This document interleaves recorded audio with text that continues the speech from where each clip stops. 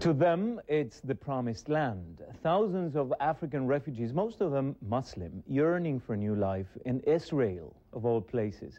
But reaching safe haven in the Jewish state doesn't come easy. In fact, it is often a journey fraught with peril. More now from our brand new contributor, Falafel Television.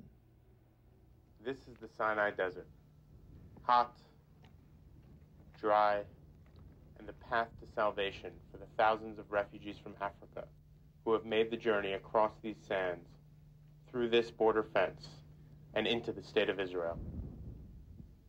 Sadiq Saleh Ibrahim left the Darfur region of Sudan at the age of 15 after watching both his parents get shot.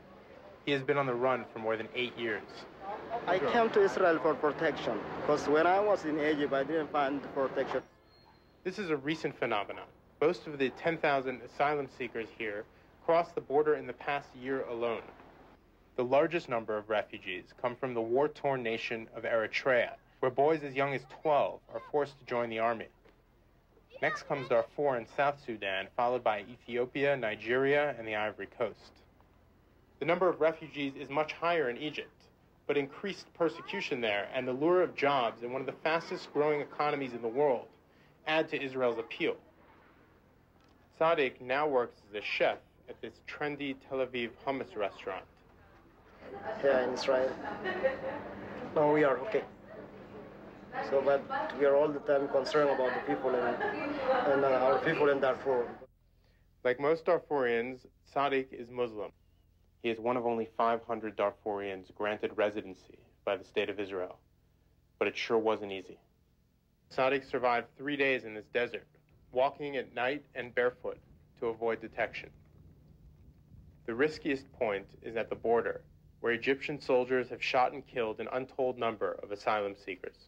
In the border is very dangerous. We are scaring when we are moving in the night. So I cannot tell anyone to come here because it's a very dangerous zone.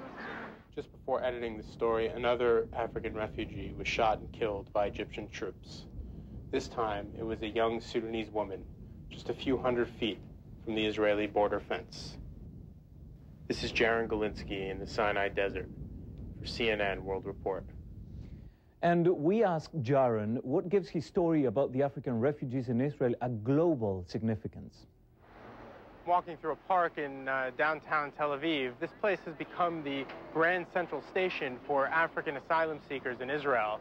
There are approximately 10,000 here in this country, but that is just a tiny fraction of the total number of African refugees wandering the globe right now as we speak. There are millions of them escaping war and famine and genocide in their home countries. And now the point of this story really is to show, just like any refugee story, that the problems in Africa, the problems in any region of today's interconnected world are not just isolated problems, and eventually they become everyone's problem. Indeed. Thank you, Jaron. Now, 2 years after the war between Israel and Hezbollah in Lebanon, United